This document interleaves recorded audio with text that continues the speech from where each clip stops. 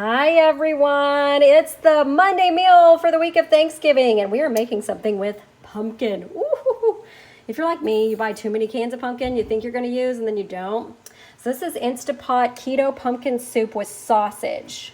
I've got 4 sausage links in there that I've chopped up and sauteed for about 5 minutes on the saute function. Then I've got half a cup of onion. I used some chopped fajita onions that I had. Then I have 3 cups of organic chicken bone broth in there and a tablespoon of this Earth Balance soy-free, dairy-free butter stick. So it's vegan butter basically. That was to saute the sausage and onions. So now we are going to put the lid on this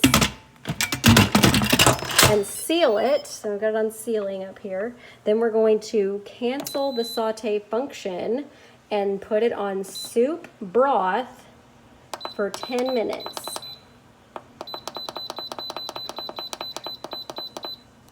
All right, so it's set, and I'll show you what we do next.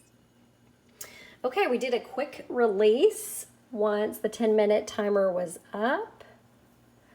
And then we put in 1/3 cup cream. So we're using the So Delicious dairy-free coconut milk creamer.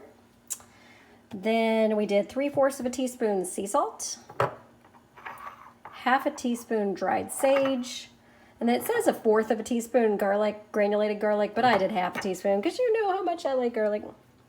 And then you stir it all together and serve immediately. Serve warm, which it is. It is ready to go. I have tried it and it tastes amazing. So I recommend this one, guys, especially if you have some extra stuff that you need to get rid of for Thanksgiving.